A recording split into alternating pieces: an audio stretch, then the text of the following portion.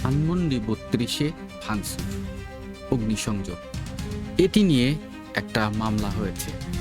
আপনি কি খেয়াল করেছেন? আজকে দৈনিক ইত্তেফাক সহ কয়েকটি গুরুত্বপূর্ণ সংবাদ মাধ্যমে এটি ফলাও করে প্রচার করা হয়েছে এবং এই যে ডক্টর ইউনূস আসিফ সহ ৭ জনের বিরুদ্ধে মামলার যে এজাহার, সেই এজাহারে আসলে কি বলেছে একজন আইনজীবী, তিনি কথা বলেছেন সামাজিক যোগাযোগ মাধ্যমে এবং সেটি অলরেডি সোশ্যাল নেটওয়ার্কে বেশ আলোচিত হচ্ছে।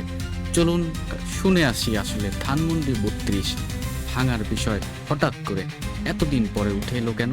Yunus ১ number, Asif Nazrul ২ number, Rezwana Hasan, Shafiqul Alam dustbin Shafiq, general Jahangir Alam Chowdhury, Mostofa Sarwar Farooki, Nahid Islam, Asif Mahmud, Sajib Bhuiyan, Mahfuz Alam, Akhtar Hossain, Hasnat Abdullah, Hannan Masud, Saddis Alam, Samanta Sharma, Nusrat Tabassum, ডাক্তার তাসমিন জারা, নাসিরুদ্দিন পাটোয়ারি, আরিফুল ইসলাম আবিদ, সালেউদ্দিন সিফাত সহ মোট ২৭ জনের বিরুদ্ধে এবং অজ্ঞাত আছে ৩ থেকে ৫,০০০ আর টেরোরিস্ট অ্যান্ড টেরোরিজমরা সেই দিনে বাঙালি জাতির এই ঐতিহ্যবাহী ৩২কে ডেমোলিশন করে দিছে, ধ্বংস করে দিছে, ইভেকশন করে দিছে। সেটার জন্যই বাদী আজকে ন্যায় বিচারের সাথে বাংলাদেশের প্যানেল কোর্টে এবং বিস্ফোরক দ্রব্য যেহেতু বিস্ফোরক ব্যবহার করছে সেখানে বিস্ফোরক আইনে এবং সন্ত্রাস বিরোধী আইনে এই মামলাটি বিজ্ঞ আদালতে আনয়ন করা হয়েছে।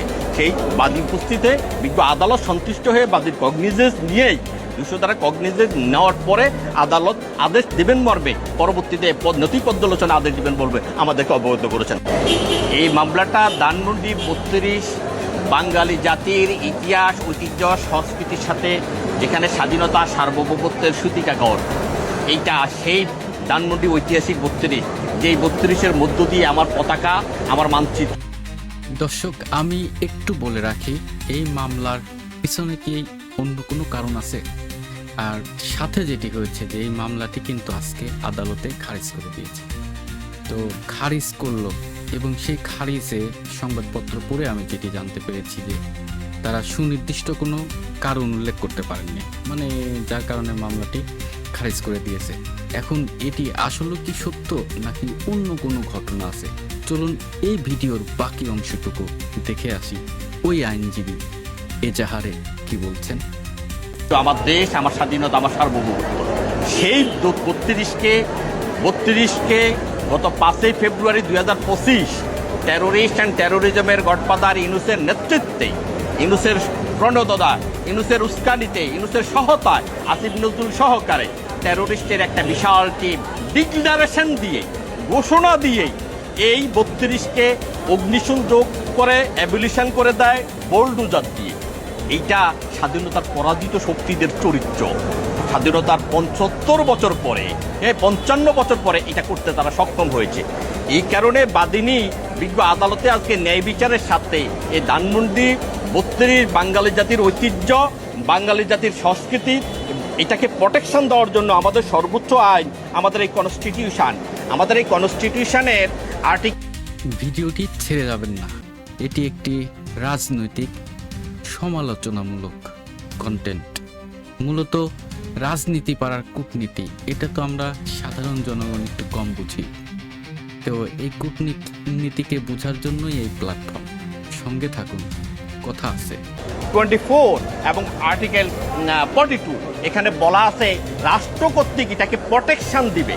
এই প্রোটেকশনটা রাষ্ট্র সেই দিন ইউনূস অ্যান্ড আদার্স, ইউনূস ভঙ্গেরা, আসিফ নজরুলরা না দেওয়ারে কেন্দ্র করে এই বাংলাদেশের একজন সিটিজেন হিসাবে, নাগরিক হিসাবে এই উনি আদালতের কাছে ন্যায় বিচারের সাথে ধানমন্ডি ৩২-এর বিচার প্রার্থনা করেছেন। Yunus and others, Yunus ১ number, Asif Nazrul ২ number, Rezwana Hasan, Shafiqul Alam dustbin Shafiq, general Jahangir Alam Chowdhury, Mostofa Sarwar Farooki, Nahid Islam. এখন প্রশ্ন আপনাকে, এই যে ৭ জনের বিরুদ্ধে ডক্টর ইউনূস সহ, আসিফ নজরুল সহ আরও তো কত সংসদ সদস্যের নাম শুনলাম, সবাই পরিচিত নেতা, এদের নামে যে মামলা হয়েছে আরও অজ্ঞাতনামা আছে। এই মামলাটি আসলেও রাজনৈতিক অন্য কোনো উদ্দেশ্য আছে? এটি নিয়ে আপনার কি মনে হয়? আপনার মতামত ভিডিওতে লিখুন।